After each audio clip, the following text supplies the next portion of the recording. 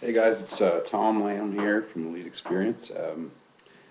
Just talking to a client on Facebook. As many of you probably know, I do a lot of uh, networking, marketing, coaching on Facebook. It's a fantastic tool to really get a lot of information out there and to get a good idea of what people want to know about. So usually before I actually publish a blog or do a video like this one, I'll go on and just start chatting with people, and usually a subject comes up like it did tonight. I got a client and she's doing fantastic. Shout out to Jody there. You're doing a great job. Thanks very much. And one of the things that when she first started, she mentioned though, was that she had some problems with her right knee. And we didn't get into too many specifics. I was like, you know what, let's start off with a real functional based approach, and we'll see if it clears itself up. If there's any pain during the sessions, obviously we'll stop what we're doing and we'll investigate and take a look at why it's happening and what we can do to fix it so we can keep going.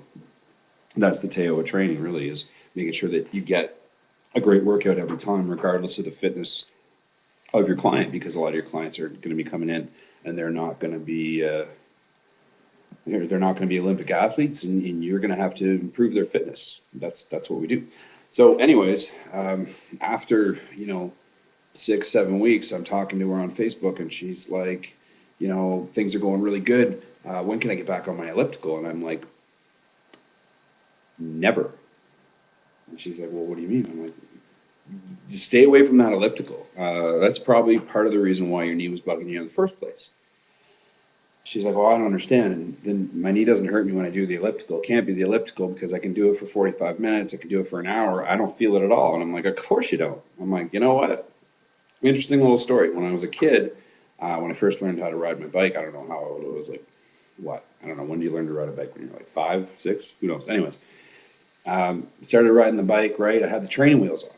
So I was a phenomenal bike riding machine when I had these training wheels on. Well, one day Dad took the training wheels off, and we had to make a quick trip to the emergency room because I wasn't quite as coordinated when there was only 2 wheels involved. Now, at the time, I was like, well, this bike's broken. Like, let's fix it. Let's put these training wheels back on. Of course, now we know. You know what? No, I needed to have a little bit more coordination. I needed a little bit more flexibility, I needed more strength. I needed basically just to practice doing the activity that was a little bit more closer to reality. So, what you got to understand about an elliptical machine or any what we call closed chain machine is that you aren't ever changing the range of motion of the exercise. It's very fixed. Of course, it's fixed. You're on a machine. Basically, it's up and down, up and down, up and down, Whereas, let's say you're on the elliptical all winter long, killing it, right? 5 days a week. Awesome. I'm doing it on the elliptical. I'm not losing that much weight. I was for the first 3 or 4 weeks, but then I kind of stopped. But whatever, I got great cardio. Can't wait for summer. I'm going to go out for a big run, And holy shit, look at this. I can't feel my legs. I thought I was in shape, but I guess I'm not.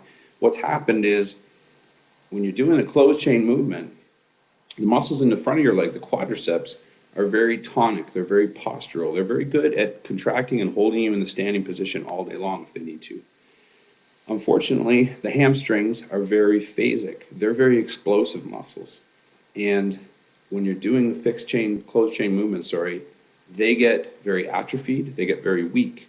Muscles in the front get very strong. Now, strong muscles are good, right? Well, not necessarily. If one muscle is very strong, one muscle is very weak, and they're working together to maintain joint integrity, and one starts to slip and one starts to come down, then you get a torsion happening on the knee joint, and that torsion gets propagated into all the ligaments that are around the knee, and it starts to wear them down. And not only that, but because you're becoming so accustomed to that restricted movement, the minute you go to do anything outside of that movement, your joint is very weak, it's very unstable, because the muscles are not used to stretching through that range of motion, so the tensions start to increase dramatically. And the ligaments that are trying to support that knee have been broken down because of all the tensions they've been placed on when your muscles were at rest for the months and months and months you were doing the elliptical. And so you basically just got a knee that's ready to explode on you. That's why you see the knee pain. It's got nothing to do with the running. That might have been the straw that broke the camel's back. But what really set you up for the injury was the fact that some muscles got weak, some muscles got too strong and too tight.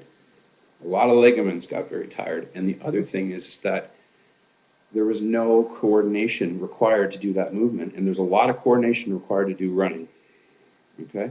So those two things combined can really create a calamitous situation where you can see a knee really start to have a lot of pain. Now, the correct thing to do in order to prevent this from happening is, big surprise, full range of motion, functional resistance training. So movements like squats, like lunges, like step-ups, like deadlifts. These things will ensure that all the joints in your body are going through proper range of motion, proper degrees of rotation, all that good stuff.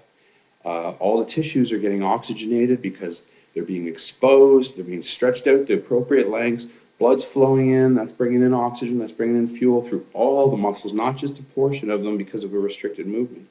And when you do all these things, then you start to see health improving, you start to see your strength going up, lean muscle tissue being maintained, and most importantly, body fat coming off. Yeah. All right. So I hope that this little video has helped to enlighten you about some of the correct way to approach training, no matter what your goal is.